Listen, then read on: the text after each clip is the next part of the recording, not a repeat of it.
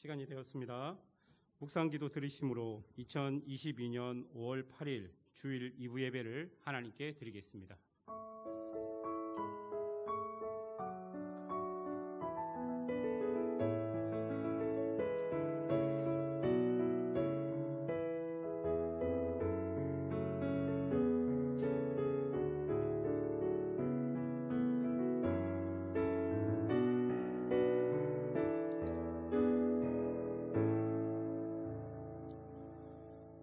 악을 행하는 자들 때문에 불평하지 말며 불의를 행하는 자들을 시기하지 말지어다. 그들은 풀과 같이 속히 배임을 당할 것이며 푸른 채소같이 세잔할 것이미로다. 여호와를 의뢰하고 선을 행하라. 땅에 머무른 동안 그의 성실을 먹을거리로 삼을지어다. 아멘. 하나님 우리 아버지, 오늘 우리가 영원한 생명 되신 예수님의 공로를 힘입어 하나님 아버지께로 나아갑니다. 아버지의 신령한 은혜를 우리에게 부어주시고 예수님을 통해 보여지는 하나님을 분명하게 보게 하여 주시옵소서.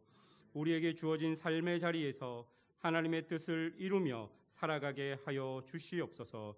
감사드리며 예수님의 이름으로 기도합니다. 아멘. 찬양 가운데 마음으로 임재하신 하나님께 기쁨의 박수로 같이 찬양하며 하나님 앞에 나아가겠습니다.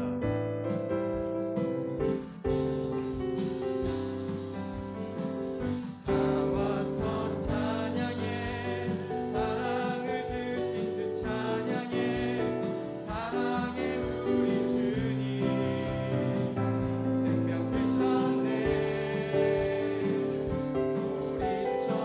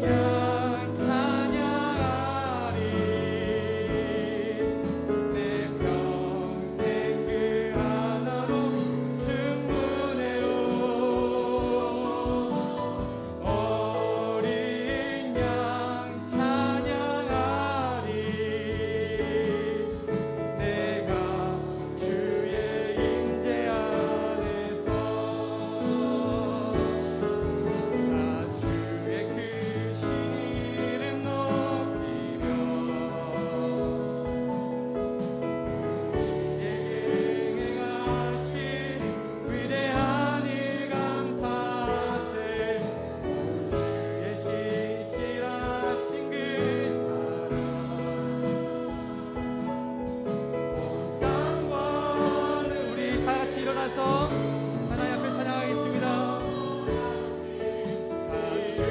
크신 이름 높이며 우리에게 행하신 위대한 일 감사하세. 오 주의 신실하신 그 사랑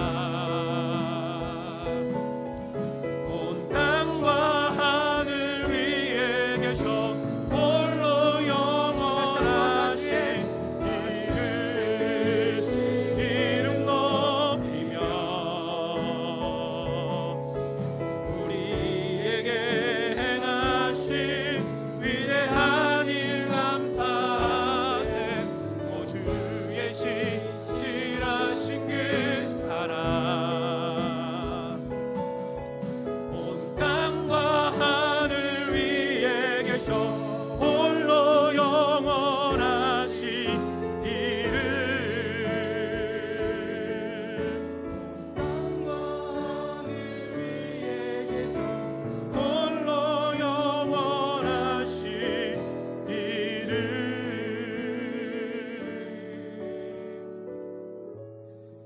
우리가 하나님 앞으로 나아가면서 우리 안에 있는 더러운 죄악들을 고백하며 나갑시다. 요한 1서 1장 9절을 보면 만일 우리가 우리 죄를 자백하면 그는 미쁘시고 의로우사 우리 죄를 사하시며 우리를 모든 불의에서 깨끗하게 하시겠다 약속하십니다. 이 약속을 의지해서 일주일 동안 살면서 하나님과의 관계에서, 내 자신과의 관계에서, 이웃과의 관계에서 꺼리낌이 있거나 양심에 가책이 있는 죄가 있다면 하나님 아버지께 고백합시다. 우리 가운데 거하신 하나님의 놀라운 영광을 보고 두려워하지 말고 우리의 죄를 고백하며 하나님 오늘 이 예배를 통해 우리 가운데 임재하여 주시고 내 안에 있는 영원한 생명이 회복되는 놀라운 은혜가 있게 하여 주십시오라고 기도하며 주님 앞에 나아가도록 하겠습니다. 하나님 아버지, 오늘 이 시간 우리와 함께하여 주시옵소서. 하나님의 약속을 의지해서 나갑니다. 하나님의 백성들을 기억하여 주시고 하나님 기도로 주 앞에 나가는 모든 자들에게 당신의 거룩한 영광을 부어 주시옵소서. 그리스도 보혈로 우리를 덮으시고 오늘 이 시간 가운데 하나님과 교제하며 깊은 사귐이 우리 가운데 회복될 수 있도록 주님 역사하여 주시옵소서. 주님 말씀하여 주시옵소서.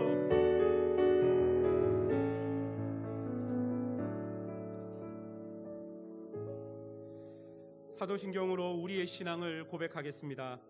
나는 전능하신 아버지 하나님 천지의 창조주를 믿습니다. 나는 그의 유일하신 아들 우리 주 예수 그리스도를 믿습니다. 그는 성령으로 잉태되어 동정녀 마리아에게서 나시고 본디오 빌라도에게 고난을 받아 십자가에 못 박혀 죽으시고 장사된 지 사흘 만에 죽은 자 가운데서 다시 살아나셨으며 하늘에 오르시어 전능하신 아버지 하나님 우편에 앉아 계시다가 거기로부터 살아있는 자와 죽은 자를 심판하러 오십니다. 나는 성령을 믿으며 거룩한 공교회와 성도의 교제와 죄를 용서받는 것과 몸의 부활과 영생을 믿습니다. 아멘. 우리 자리에 앉으시고 찬송가 32장 함께 찬양하도록 하겠습니다.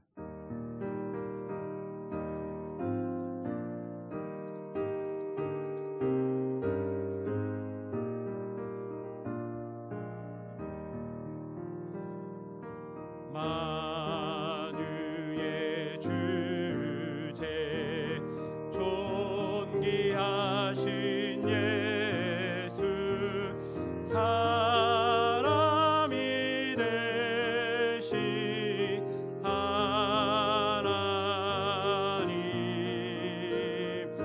나 사모하여 영원히 섬길 내 영광 되신 주로다.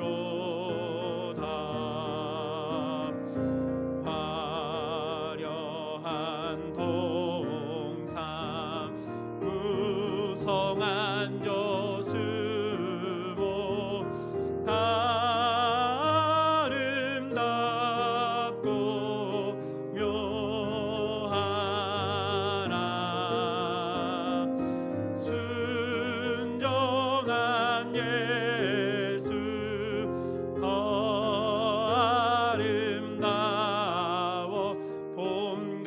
같은 기쁨 주시네. 광명한 해와 명랑한 저 달빛 수많은 별들 빛나나 주 예수 빛은 더 찬란하여 참 비교할 수 없도다.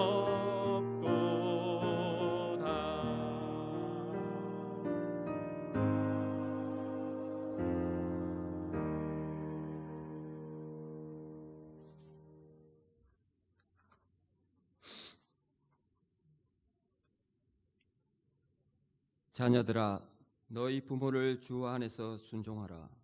이것이 옳으리라 말씀하시며 효도를 교훈하신 하나님 아버지 감사와 찬양을 드립니다. 오늘은 어버이날을 맞이하여 부모님의 하늘보다 높은 사랑, 바다보다 깊은 은혜를 감사합니다. 우리가 세상에 태어난 것은 하나님 아버지의 은혜요, 다음은 부모님의 사랑임을 생각할 때 하나님께 영광을 돌리며 부모님께 감사를 드립니다. 영광의 하나님, 저희는 주의 거룩하신 율법을 어겼고 마땅히 해야 할 일들을 하지 않고 나태해졌음을 고백합니다. 이기심으로 가득 찬 저희 마음을 내어놓습니다.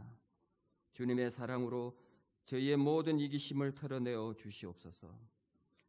주님의 뜻대로 산다 하면서 그렇게 살지 못한 연약한 의지를 주님께 드립니다. 오직 성령 충만함으로 새롭게 거듭나게 도와주시옵소서. 우리의 예배를 기뻐 받으시는 하나님, 주일을 기다려 예배하는 저희에게 정성을 다하는 시간이 되길 원합니다. 오로지 주 하나님을 경외하는 마음으로 충만하게 하여 주시옵소서. 이 시간 하나님의 말씀을 전하시는 목사님을 통하여 들려주시는 주님의 음성을 듣게 하옵소서. 생명의 말씀을 받아 마음에 새기게 하옵소서. 성가대원들을 비롯해서 여러 가지 모양으로 봉사하는 이들에게 큰 은혜를 허락하여 주시옵소서. 저들의 섬김으로 말미암아 오늘의 예배에 영광이 나타나게 하옵소서. 주님의 존전에서 저희 420 한마음연합교회의 모든 성도들이 복을 받기 원합니다. 하나님을 영화롭게 해드리며 교회가 위로부터 내리는 신령한 복으로 충만하게 하옵소서. 저희 모두가 복의 주인공이길 원합니다. 영생과 번영을 약속하신 그 은혜를 온전히 누리게 하옵소서. 예배의 모든 순간 주님 홀로 영광 받아 주시옵소서. 예수님의 이름으로 기도드립니다. 아멘.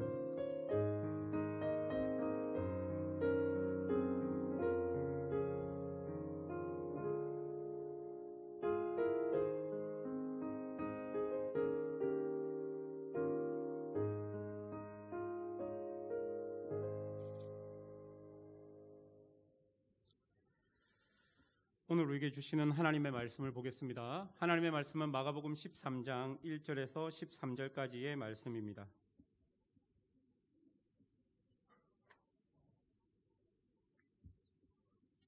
마가복음 13장 1절에서 13절까지의 말씀입니다.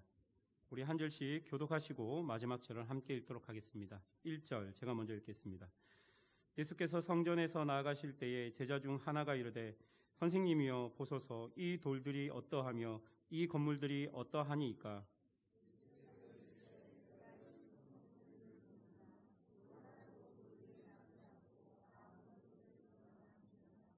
예수께서 감람산에서 성전을 마주 대하여 앉으셨을 때에 베드로와 야고보와 요한과 안드레가 조용히 묻되 어느 때 이런 일이 이 모든 일이 이루어지려 할 때 무슨 징조가 있사오리까? 예수께서 이르시되 너희가 사람의 미혹을 받지 않도록 주의하라. 많은 사람이 내 이름으로 와서 내가 많은 사람이 미혹하리라. 난리와 난리의 소문을 들을 때에 두려워하지 말라. 이런 일이 있어야 하되 아직 끝은 아니니라. 민족이 민족을 하나를 대적하여 일어나겠고 곳곳에 지진이 있으며 기근이 있으리니 이는 재난의 시작이라. 너희는 스스로 조심하라. 사람들이 너희를 공회에 넘겨주겠고 너희를 해당에서 매질하겠으며 나로 말미암아 너희가 권력자들과 임금들 앞에 서리니 이는 그들에게 증거가 되려 함이라. 또 사람들이 너희를 끌어다가 넘겨줄 때에 무슨 말을 할까 미리 염려하지 말고 무엇이든지 그때에 너희에게 주시는 그 말을 하라. 말하는 이는 너희가 아니요 성령이시니라. 형제가 형제를, 아버지가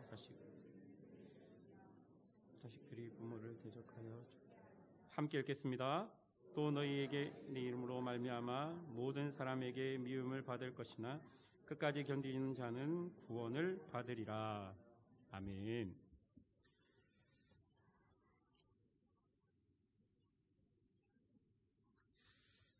네. 담임 목사님께서 출타 중에 있어서 제가 대신 주일 설교를 하게 되었습니다. 1부를 하고 이제 2부를 설교를 하는데요. 쉽지 않습니다, 여러분. 되게 긴장이 많이 되네요. 예. 1부 때도 긴장했는데 2부 때도 긴장이 됩니다. 유대인들에게 이 성전은 자부심이었습니다. 왜냐하면 그 성전에서 하나님께서 자기 민족과 함께 한다라고 말씀하셨기 때문입니다. 그리고 사실 보기에도 굉장히 웅장했던 건축물이었기 때문에 유대인들은 성전을 굉장히 자부심을 가지고 보았습니다. 다윗 왕의 아들이었던 솔로몬 왕께서 최초 성전을 지으셨습니다. 그 이후에 이 성전이라는 것은 이스라엘에게는 종교적인 역할을 하는 동시에 정치적인 역할도 하는 곳이 되었습니다. 오늘 우리가 읽었던 본문에 등장하는 성전은 헤롯 왕에 의해서 다시 세워진 성전입니다. 솔로몬 왕이 세웠던 성전은 기원전 586년에 바벨론 제국에 의해서 무너지게 됩니다. 그 이후에 포로들이 기안에서 다시 성전을 지었는데 그것 역시 기원전 63년경에 로마에 의해서 파괴되었습니다. 이후 로마 세력을 힘입어 정통 이스라엘 혈통이 아닌 헤롯 왕이 이스라엘 왕이 되면서 자신의 왕조에 종교적인 정통성을 부여하고 그리고 유대인들의 환심을 사기 위해서 오늘 본문에 나오는 헤롯 성전을 짓게 되었습니다. 고대 역사학자인 요세푸스라는 사람의 기록에 의하면 이 헤롯이 지은 성전은 굉장히 웅장한 건축물이었다라고 이야기합니다. 흰 돌로 지어졌고요. 그리고 그 시대 예루살렘 땅의 6분의 1을 차지할 만큼 어마어마한 규모였다라고 이야기합니다. 그런데 오늘 예수님께서 제자들과 이 성전을 보면서 예수님께서는 이 성전을 무너져야 할 성전이라고 말씀하셨습니다. 우리가 첫 번째로 살펴볼 내용이 바로 무너져야 할 성전입니다. 1절을 보십시오. 예수께서 성전에서 나아가실 때에 제자 중 하나가 이르되 선생님이여 보소서 이 돌들이 어떠하며 이 건물들이 어떠하니이까. 예수님과 제자들이 성전에서 나아갈 때에 제자들 중 한 명이 예수님께 말한 내용입니다. 여러분 여기서 보소서라는 이 단어는 감탄사이죠. 그리고 그 뒤에 기록된 돌들, 건물들이라는 단어는 놀랍고 대단한 돌들, 위대한 건축물이라는 뜻이 있습니다. 그러니까 원래 느낌을 살려서 표현하자면 어떤 한 제자가 예수님께 성전에 대한 엄청난 자부심을 느끼며 선생님 보십시오. 이 엄청나고 놀라운 건축물들을 보십시오. 선생님 이 건축물들을 선생님께서 보시기에는 어떻습니까? 라고 물어본 것이죠. 이 제자는 유대인의 한 명으로서 이 건축물에 대한 대단한 자부심을 느껴서 마치 선생님께 자랑하듯이 보십시오 선생님 엄청나지 않습니까? 라고 말했던 것입니다. 이런 제자의 질문에 예수님의 대답은 민망할 정도로 직설적인 대답이었습니다. 2절을 보시면요. 예수께서 이르시되 내가 이 큰 건물들을 보느냐 돌 하나도 돌 위에 남지 않고 다 무너뜨려지리라 하시니라. 여기서 돌 하나도 돌 위에 남지 않겠다라는 이 표현은 문법적으로 보면 반드시 성전이 무너진다는 필연성을 강조한 문장임을 볼 수 있습니다. 제자들은 엄청난 건축물을 보고 예수님께 자랑하듯이 이야기했는데 예수님은 그 엄청난 건축물이 반드시 무너져야 할 건축물이다 라고 이야기하신 것이죠. 왜 예수님은 유대인의 자랑과 같은 이 성전이 반드시 무너져야 한다라고 이야기했을까요? 여러분 1절 처음을 보면요, 예수님께서 성전을 나가는 장면이 기록되어 있습니다. 예수께서 성전을 나가실 때에 라는 구절이 있지요. 이때 나간다라는 단어에 우리가 좀 집중해야 합니다. 예수님께서 성전을 나가셨다, 이 말은 마치 그 옛날 구약에서 이스라엘이 멸망하기 이전에 하나님의 영광이 성전에서 나오셨다는 것과 비슷한 표현으로 기록되어 있습니다. 다시 말해서 하나님께서는 성전에 계심으로 이스라엘과 함께 하셨습니다. 그런데 이스라엘이 심각한 죄를 짓고 그 죄로 인해서 하나님께서는 이스라엘과 도저히 함께 할 수 없으셨고 이스라엘을 심판하기 위해서 하나님은 구약에서 성전을 떠나셨습니다. 그리고 이스라엘 민족은 멸망하게 되는 것이죠. 오늘 본문 앞에 마가복음 13장 앞에 문맥들 내용들을 보면요, 성전은 이미 만민이 기도하는 집이 아니라 서기관들과 제사장들과 같은 종교 지도자들과 정치 지도자들이 자신의 이익을 누리기 위한 장소로 전락시켜 버렸습니다. 가부와 같은 사회적 약자의 돈마저 종교적인 이유로 빼앗아가는 파렴치한 장소가 성전이 되어버렸던 것이죠. 이 성전은 더 이상 하나님이 거할 수 없는 곳이 되어버렸습니다. 화려하고 웅장하여서 민족의 자부심을 고취해주는 장소였지만 이 헤롯 성전은 성전으로서의 그 기능을 하지 못했습니다. 오히려 없는 것이 더 나을 정도로 하나님 보시기에 악한 곳이 되었던 것이죠. 마치 그 시대의 겉과 속이 다른 나쁜 기득권의 모습이 성전에서도 그대로 나타나고 있었습니다. 그래서 예수님은 마치 구약시대 하나님의 영광이 성전에서 떠나셨듯이 지금 성전에서 나오고 계시는 것입니다. 하나님께서 임재하지 않는 성전, 이곳은 이제 성전이라고 말할 수 없는 곳이 되어버렸습니다. 그리고 이 예수님의 말씀은 역사적으로도 AD 70년 로마 장군 티투스에 의해서 성전이 완전히 파괴됨으로써 이루어지게 됩니다. 사랑하는 여러분, 우리 안에도 이처럼 무너져야만 하는 겉은 화려한 성전과 같은 것들이 분명히 있을 수 있습니다. 겉의 화려함이 본질을 침범하여서 본질을 흐리고 있는데도 그 화려함을 포기하지 못하고 암묵적으로 내 마음에 합당한 이유를 만들어서 여전히 만족함을 누리고 있는 것이 내 안에도 존재할 수 있다는 것입니다. 아무리 화려해도 그곳에 하나님이 계시지 않는다면 그곳은 성전이 아니고 그것은 무너져야 될 성전이 되는 것입니다.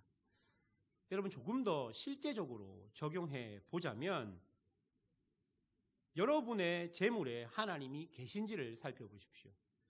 여러분의 성공에 하나님이 계신지를 살펴보십시오.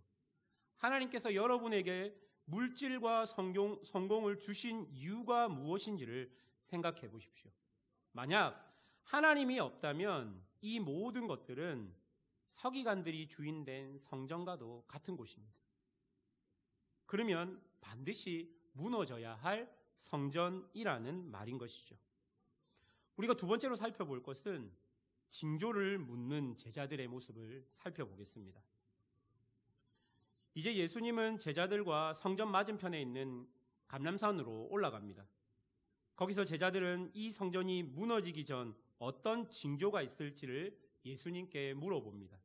예수님께서 대답하십니다. 5절과 6절을 보십시오. 예수께서 이르시되 너희가 사람의 미혹을 받지 않도록 주의하라. 많은 사람이 내 이름으로 와서 이르되 내가 그라하여 많은 사람을 미혹하리라. 예수님은 주의하라라고 말씀하셨습니다. 이 말은 깨어 있으라라는 말이고요. 이 말은 정신을 바짝 차리라는 말입니다. 왜냐하면 우리를 올바른 길에서 엇나가게 하는 미혹하는 사람들이 있기 때문이라고 말하는 것이죠. 여러분 6절을 보면요. 이 미혹하는 자라는 사람들이 자신을 메시아라고 말하며 사람들을 올바른 길에서 엇나가게 할 것이라고 이야기합니다. 또한 7절과 8절을 보면요. 난리와 전쟁과 지진과 기근 등도 일어난다라고 이야기합니다. 그러니까 사람들이 혼란스럽고 불안해하고 두려워하는 상황 속에서 미혹하는 자들은 마치 자신이 하나님인 것처럼 혹은 메시아인 것처럼 사람들을 자신을 의지하도록 만든다는 것이죠. 그리고 그 사람들로 인해서 거짓된 길로 가게 만든다는 이야기입니다. 여러분 잘 생각해 보십시오. 거짓된 평안과 확신을 우리에게 줍니다. 그리고 우리를 미혹합니다. 여러분 여기에 속아 넘어가지 않을 사람이 얼마나 있겠습니까? 그리고 여러분의 삶 속에서 이것이 평안을 준다, 이것이 나에게 안정감을 준다라는 것들을 자세히 한번 살펴보십시오. 사람이 될 수 있고 돈이 될 수 있고 권력이 될 수 있습니다. 이 말은 이 모든 것이 우리를 올바른 길에서 엇나가게 만드는, 우리를 미혹하는 것이 될 수 있다는 말입니다. 우리에게 평안을 주는, 거짓된 평안을 주는 것들이 하나님인 양 우리에게 영향력을 펼칠 수도 있다는 것이죠. 그런데 7절 마지막을 보면 이런 일들이 일어나는 것 자체가 끝을 의미하지는 않는다라고 말합니다. 그리고 8절 마지막에 보면 재난의 시작이라고 말합니다. 여러분 이 재난이라고 기록된 8절의 이 단어가 매우 중요한 단어입니다. 이 재난은 그냥 일반적인 고통을 의미하는 것이 아니라요, 진통을 의미하는 단어입니다. 여러분 진통이라는 것은요, 산모가 아이를 출산할 때 겪는 고통을 의미합니다. 그래서 진통은 일반적인 고통과는 다르게 고통 뒤에 늘 새로운 생명이 준비되어 있는 것이죠. 언제 성전이 무너지며 그때 어떤 징조가 일어날 것인가를 묻는 제자들의 질문에 예수님은 미혹하게 하는 자들과 난리와 전쟁과 자연재해 같은 일들이 무작위로 일어나고 그로 인하여 우리는 죽을 것 같은 여러 고통을 느끼며 그 고통 속에서 살게 될 것이라고 이야기하지만, 그런데 그 고통이 결국 우리에게 새 생명과 새 언약과 새 시대를 열어주는 시작이라고 말하고 계신 것입니다. 여러분 되게 아이러니한 말씀입니다. 하나님의 심판과 같은 재앙의 존재 현상들이 우리에게 고통으로 다가오는데요, 그 고통들은 그냥 일반적인 고통이 아니라 성도들에게 이 고통은 생명의 시작을 알리는 고통이라고 말하고 있는 것입니다. 여러분 우리 안에 있는 겉이 화려한 성전과 같은 것들이 무너질 때 우리에게 되게 많은 고통들이 다가옵니다. 그러나 그 화려한 성전과 같은 거짓된 것들이 무너질 때 다가오는 고통들, 혹은 그로 인해서 다가오는 고통들이 우리에게 재앙이 아니라 새로운 시작을 알리는, 새로운 생명을 알리는 축복과 같은 고통이 된다라고 이야기하는 것입니다. 그래서 8절에 이 재난이라는 단어가 마가가 진통이라는 단어를 사용해서 기록해 놓은 것입니다. 여러분 이 고난을 통해서 오는 이 생명은 도대체 무엇일까요? 요한일서 1장 1절에서 2절까지에 보면 이 생명이 태초로부터 있었던 생명의 말씀이라고 이야기합니다. 이제 우리가 영원한 생명으로 우리 안에 그 말씀이 임한 거죠. 그래서 우리가 이 영원한 생명을 볼 수도 있고 들을 수도 있고 만질 수도 있는 생명이 우리에게 주어졌다라고 이야기합니다. 여러분 여기서 이 생명은 무엇을 의미하냐면 예수님을 이야기합니다. 예수님께서 십자가에서 죽으시고 부활하셔서 얻은 그 참된 생명이 우리에게 주어졌다는 것입니다. 예수께서 십자가의 고통을 통해서 새로운 부활의 생명이 그에게 부어졌고, 그리고 그 부활의 생명이 이 땅을 살아가는 하나님의 백성들이 겪는 고난과 고통을 통해서 우리에게 주어진 것입니다. 이제 우리는 이 생명을 통해 하나님과 더 깊은 사귐 속으로 들어갈 수 있게 되었고, 하나님이 주시는 참된 은혜와 기쁨을 누릴 수 있게 된 것입니다.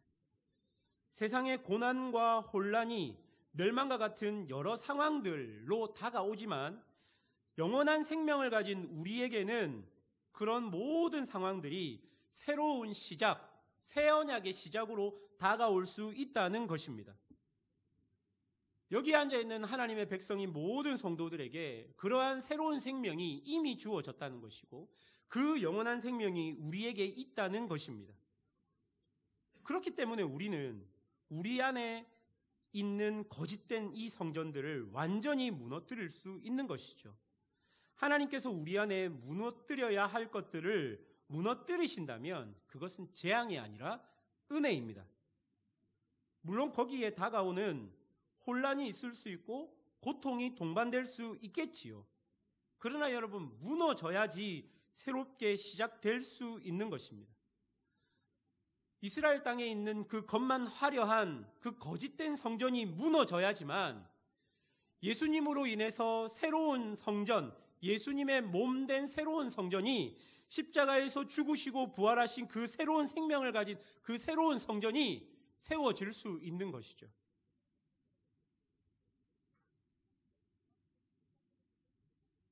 그 새로운 생명은 그리스도로 인해서 제자들에게 주어졌고, 많은 믿는 사람들에게 주어졌고, 우리에게도 여전히 주어진 것입니다.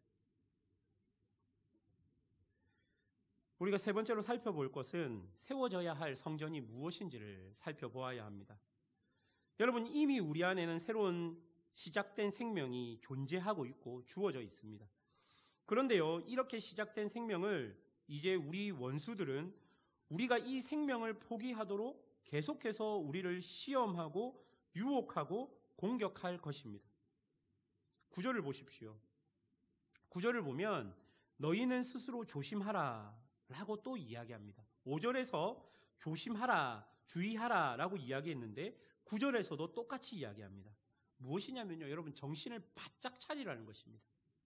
여러분 안에 새로운 생명이 이미 존재하고 있고 영원한 생명이 우리 안에 있다 할지라도 정신을 바짝 차리라는 거예요.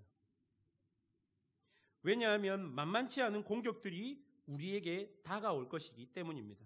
여러분, 어떤 공격일까요? 9절과 11절과 12절을 여러분 보시면 반복적으로 사용되는 동사가 있는데요. 그 동사는 넘겨주다라는 동사입니다. 이 넘겨주다라는 동사는 예수님께서 마지막에 십자가로 향할 때 가장 많이 사용된 동사입니다. 예수님께서 십자가로 향하면서 계속 복음서에서 사용된 동사가 넘겨주다입니다. 제자를 통해서 대제사장에게 넘겨주고, 대제사장을 통해서 빌라도에게 넘겨주고, 빌라도를 통해서 그 십자가에 넘겨주는 그 단어들이 예수님께서 가신 길을 가장 잘 표현하는 동사이지요.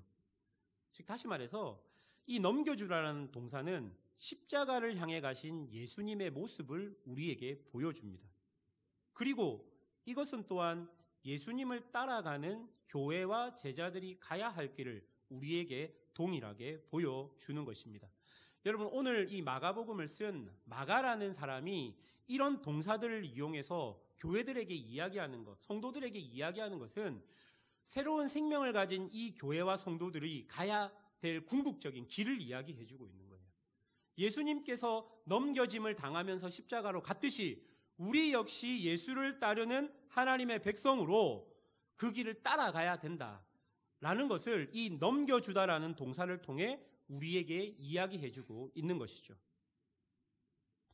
여기에도 사실 엄청난 아이러니한 모습들이 숨겨져 있습니다. 여러분, 9절을 보면요, 공회와 회당과 권력자들과 임금들이 예수님의 제자들을 권력 앞에 넘겨주며 그들을 죄인으로 서게 할 것이라고 말합니다. 여러분, 멱살을 보면요, 베드로가 그랬습니다. 스데반이 그랬고 바울이 그랬습니다. 또한 그 이후에 많은 믿음의 선조들이 넘겨짐을 당해서 사람들 앞에 죄인으로 섰습니다. 그리고 죽임을 당했습니다. 많은 넘겨짐이 우리에게는 고난이며 고통이었습니다. 그런데 놀라운 것이 있습니다. 우리가 그렇게 죄인으로 서는 순간 어떤 일이 벌어지냐면요, 우리는 죄인이 아니라 증인이 되는 놀라운 아이러니가 이 말씀 속에 펼쳐져 있는 것입니다. 여러분, 9절 마지막을 보세요. 이는 그들에게 증거가 되려 함이니라. 10절을 보십시오. 또 복음이 먼저 만국에 전파되어야 할 것이니라. 예수의 길을 따르는 사람들이 세상을 살아가면서 많은 넘겨짐을 당해서 고통과 고난 속에 서게 될 것입니다. 억울함과 비참한 자리에 서게 될 수 있고 부끄러운 자리에 서게 될 수 있습니다. 그러나 그렇게 딱 서는 순간 우리는 더 이상 부끄러운 자들이 아니라, 죄인이 아니라 우리는 증인이 되는 것이죠. 그런 놀라운 아이러니가 우리의 신앙 안에 있는 것입니다. 그래서 마가는 이는 그들에게 증거가 되려 함이라 라고 이야기합니다. 또한 이것을 통해서 복음이 만국에 전파되겠다라고 이야기하고 있는 것입니다. 죄인으로 넘겨짐을 당해서 많은 사람들 앞에 섰습니다. 그런데 그곳에서 놀랍게도 복음이 전파되어서 온 세상에 복음이 퍼져나가는 것을 보게 하는 것이죠. 이게 바로 기독교의 역사잖아요. 베드로가 그렇게 죽었고 스데반이 그렇게 죽었고 많은 믿음의 선조들이 그렇게 죽었지만 결국 복음은 그들을 통해서 온 땅에 증거되고 전파되었습니다.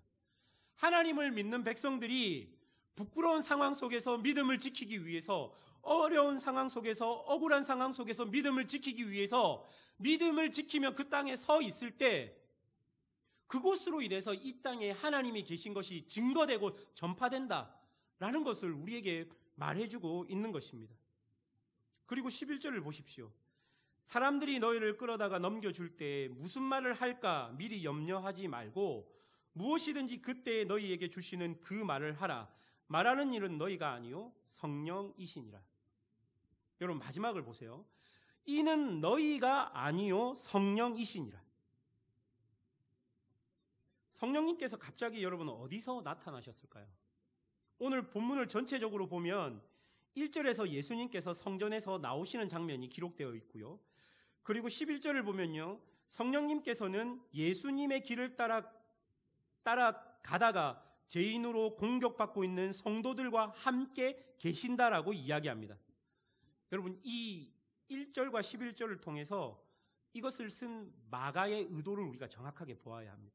마가는 지금 무슨 말을 하냐면요, 이제 하나님께서 이스라엘과 함께하고 계신다는 성전의 의미가 건물을 떠나서 예수님으로 말미암아 새로운 피조물이 되어서 예수님의 길을 따라가고 있는 성도들에게 넘어간 것을 우리에게 보여주는 것이죠. 이제 건물이 성전이 아니에요. 그곳에 하나님이 함께 하시지 않는 거예요. 이제는 예수님을 믿고 예수님의 길을 가고 있는 성도들에게 그 예수님께서 성전에서 나와서 그들과 함께 하시겠다고 이야기하고 있는 것입니다. 우리 안에 성령께서 그것을 보증해 주시고 증거하고 있다는 것입니다. 그래서 우리가 어떤 상황 속에 딱 섰을 때 우리가 무슨 말을 할까 고민하지 않아도 되는 게, 내 안에 있는 성령께서 나를 통해서 그 일을 하시겠다라고 이야기하고 있는 것이죠. 이제 더 이상 본질을 잃어버린 화려한 성전은 성전이 아닙니다. 생명의 탄생을 알리는 진통과 같은 고난 속에서도 끝까지 예수님의 길을 가는 모든 성도들, 여러분, 이 성도들이 바로 새롭게 세워져야 할 거룩한 성전인 것입니다. 여러분, 13절을 보십시오. 또 너희가 내 이름으로 말미암아 모든 사람들에게 미움을 받을 것이나 끝까지 견디는 자는 구원을 받으리라. 여기서 견디다라는 것은 내부적으로 외부적으로 압박을 참는다라는 뜻입니다. 그리고 이 견디다라는 단어를 조금 더 적극적으로 해석하면 오는 그 압박을 참으면서 더욱더 본질을 굳세게 붙잡는다라는 뜻이 포함되어 있습니다. 사랑하는 여러분, 우리 믿음의 선조들이 이런 믿음과 이런 소망을 가지고 끝까지 성도로서 자신의 길을 갈 수 있었던 것입니다. 주님께서 세우시는 성전의 본질이 이제 분명하게 드러났습니다. 예수님께서는 지금 건물로 있는 그 화려한 건물이 진짜 성전이 아니라 이제 예수님께서 세우실 그 몸된 성전, 그리고 그 예수의 길을 따라가며 예수의 생명을 받은 성도들이 거룩한 성전이라고 우리에게 이야기하고 있는 것입니다. 예수를 따라 자기에게 주어진 십자가를 지고 자기 자신의 자리에서 그 역할을 감당하는 바로 우리들, 바로 이 교회 공동체, 이것이 바로 다시 세워져야 할 거룩한 성전이 되는 것입니다. 겉만 화려하고 거짓된 것은 반드시 무너질 것입니다. 그것은 반드시 무너져야 할 성전입니다. 그리고 주의 말씀을 따라 기꺼이 고난을 선택한 사람들은 주께서 주시는 새 생명을 가지고 다시 새롭게 세워진 성전인 것입니다. 사랑하는 여러분, 이제 우리의 몸과 마음을 다시 한번 예수의 이름으로 굳건히 세우셔야 합니다. 여기 앉아있는 모든 하나님의 백성은 예수께서 새 생명을 주신 거룩한 성전입니다. 이제 여러분 안에는 영원한 생명이 주어졌습니다. 영원한 생명이 주어졌다면 이제 세상에서 다가오는 난리와 전쟁과 기근과 고통 속에서도 우리가 견딜 수 있고 우리가 그 속에서도 살아갈 수 있는 것입니다. 그리고 이런 모든 고통들이 우리에게 직접적인 영향을 주지만, 그러나 그 고통들은 아이러니하게도 예수와 함께 길을 가고 있는 우리에게 더욱더 뚜렷하게 우리 안에 생명이 있는 것을 보게 하는 것임을 여러분 기억해야 하는 것이죠. 우리 안에 성령이 있습니다. 영원한 생명이 있습니다. 여러분에게 다가오는 고통과 고난이 그 생명을 더욱더 뚜렷하게 보여주고 있는지, 그 고통을 통해서 여러분 더욱더 하나님과 깊은 교제 안으로 나아가고 있는지, 여러분에게 주어진 여러 가지 상황과 환경 속에서 여러분의 생명이 희미해지지 않고 더 깊은 빛을 발하고 있는지, 여러분 자아가 그 고통 가운데 무너지는 것이 아니라 여러분의 몸의 윤곽이 더 정확하고 확실하게 살아나고 있는지,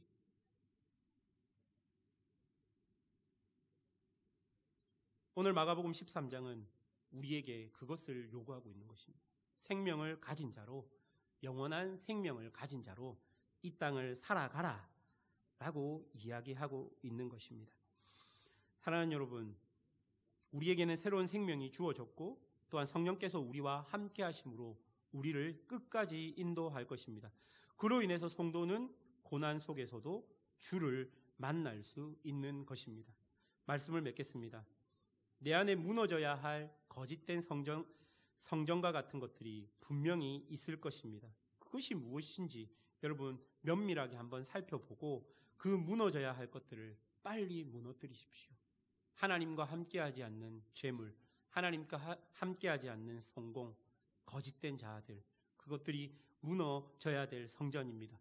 또한 고난과 고통 속에서 주께서 주신 그 영원한 생명이 더 깊은 빛을 발할 수 있도록 새 생명을 날마다 발견하며 살아가는 그런 은혜가 성도들에게 있기를 주님의 이름으로 축원합니다. 기도하겠습니다. 우리가 들었던 말씀을 기억하시면서 함께 기도했으면 좋겠습니다. 이제 우리는 예수님의 은혜로 성령께서 내주하시는 거룩한 성전이 되었습니다. 이 말은요, 내 안에 영원한 생명이 있다는 것을 의미합니다. 여러분, 이제 말씀을 듣고 우리는 다시 세상 속으로 보냄받은 자로 살아가야 합니다. 세상은요, 여전히 고난과 고통과 죄와 죽음, 기근과 재해와 같은 여러 가지 어려움을 우리에게 주게 될 것입니다. 그러나 우리는 영원한 생명을 가진 자로서 세상 속에서도 영원한 생명을 발견하며 영원한 생명의 능력을 발휘하며 끝까지 예수의 길을 따라가야 하는 것입니다. 우리 자신을 위해서 좀 기도합시다. 우리의 삶을 위해서 기도하시고 여러분 상황을 위해서 기도하시고 여러분 자아를 위해서 기도했으면 좋겠습니다. 이런 기도 제목을 가지고 함께 기도로 주 앞에 나아가도록 하겠습니다. 하나님, 우리에게 새로운 생명이 주어짐을 믿습니다. 거짓된 성전이 무너지고 예수의 부활로 우리에게 주어진 그 부활의 생명을 우리가 경험하게 하여 주시고 이제 이 영원한 생명으로 우리에게 다가오는 고난과 고통 속에서도 하나님과 깊은 교제를 하며 하나님, 내 모습들이 더욱더 그리스도를 닮아갈 수 있도록 주님 은혜를 더하여 주시옵소서. 우리 안에 있는 고통들과 고난들, 쉽게 우리가 해결할 수 없는 문제들 앞에서 절망 가운데 빠지는 것이 아니라 우리 안에 있는 생명을 발견하게 하시고 그 생명으로 말미암아 새롭게 주 앞에 새로워지는, 날마다 새로워지는 그 놀라운 은혜들을 경험할 수 있도록 우리를 인도하여 주시옵소서. 말씀 가운데 위로가 되게 하시고 말씀 가운데 격려가 되게 하시고 말씀과 함께 하시는 성령의 내주하심을 하나님 발견하는 시간들 되게 하여 주시옵소서. 오늘 우리에게 말씀하여 주시고 오늘 우리에게 역사하여 주시옵소서.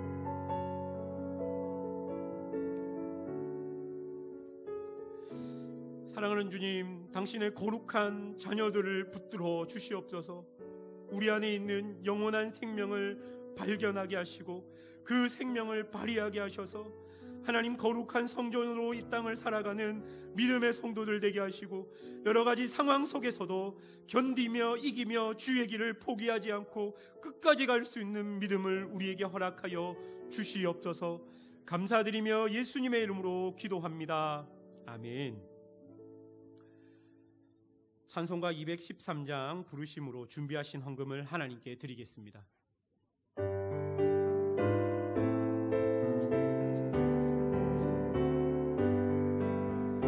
나의 생명 드리니 주여 받아주셔서 세상 살아갈 동안 찬송하게 하소서. 4절입니다. 나의 보화 드리니 주여 받아주셔서 하늘나라 위하여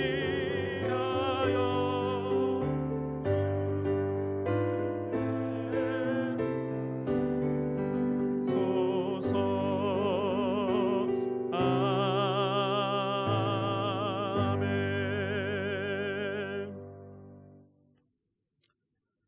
우리의 생명 되신 하나님, 우리의 모든 생사복이 주께 있음을 고백합니다. 이 세상은 돈과 권력 등이 세상의 주인 노릇하지만 우리는 하나님이 우리의 주인이심을 고백합니다. 돈의 권세가 우리를 점령하지 못하게 인도하여 주시고 우리의 욕심이 돈을 하나님의 자리에 올려놓지 못하게 우리에게 은혜를 베풀어 주시옵소서. 주신 재물은 하나님의 것입니다. 하나님의 것을 우리에게 주셨사오니 하나님이 원하시는 곳에 사용하게 하시고 우리의 삶과 나의 주변 곳곳에 요긴하게 사용되도록 나를 인도하여 주시옵소서. 감사드리며 예수님의 이름으로 기도합니다. 아멘.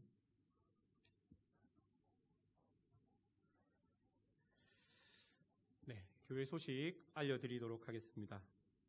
오늘은 어버이 주일입니다. 교회에서 65세 이상 되신 분들에게 감사의 마음을 담아서 선물과 꽃을 준비했습니다. 지금 혹시 좀 일어나 주시면 우리 뒤에 우리 집사님께서 좀 감사의 마음으로 선물과 꽃을 전달해 드리도록 하겠습니다. 65세 이상 되신 분들 좀 자리에서 일어나 주시겠습니까? 네네, 일어나시면 됩니다. 네, 예, 부끄러워하지 마시고 일어나십시오. 예, 옆에 좀 찔러 주십시오. 예, 아유, 일어나십시오. 예, 박수하겠습니다. 네, 감사합니다. 네, 네, 예, 네,